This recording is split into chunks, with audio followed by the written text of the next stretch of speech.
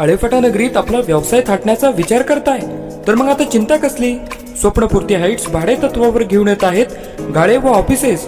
5 मजली इमारत, प्रत्येक मजल्यावर 1000 चौरस फूट व 823 कार्पेटचे बांधकाम क्षेत्र, प्रत्येक मजल्यावर स्वतंत्र शौचालय, दुसऱ्या मजल्यापासून अत्याधुनिक लिफ्ट सुविधा, नगर कल्याण व पुणे नाशिक महामार्गाची कनेक्टिव्हिटी, प्राईम लोकेशन.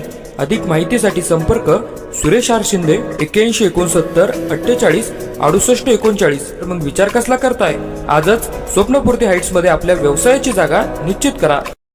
ज्या वेळेला प्रचाराचा ज्या वेळेला सुरुवात झाली त्यावेळेला शेळके सरांनी स्नेहलताईंनी सगळ्या गावचे ज्येष्ठ नेते आणि सगळ्या गावचे ग्रामनेते आदरणीय रामभाऊ शेठ कृष्णाजी बोरचटे यांचा आशीर्वाद घेण्यासाठी ते आमच्या घरी उपस्थित होत्या. त्यावेळेला प्रत्यक्षात आमच्या कुटुंबातले सर्व सदस्यही त्या ठिकाणी उपस्थित होते. प्रत्यक्षात शेळके सरांना ज्या वेळेला दादांच्या आठवणींमध्ये बोलताना मी स्वतः पाहिलं. त्यांच्या कुटुंबाचे आणि आमचे जिव्हाळ्याचे संबंध आहेत.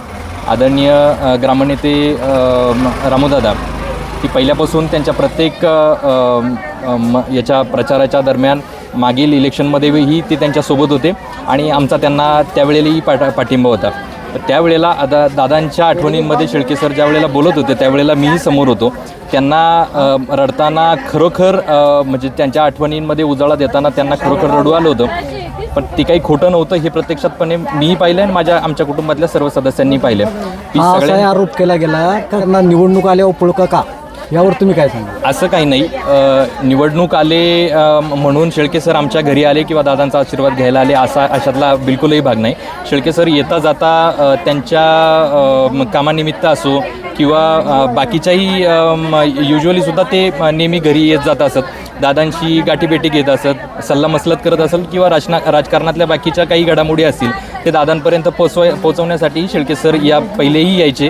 इलेक्शनपुरते ते त्यांचे आणि आमचे संबंध नाही आहेत. जे दादांच्या नावाने आता राजकारणाचे आरोप प्रत्यारोप करतात त्यांना तुम्ही काय सांगू इच्छिता? मी त्यांना एवढं सुचवू शकेल की दादांना जाऊन आता काहीच महिने झालेत.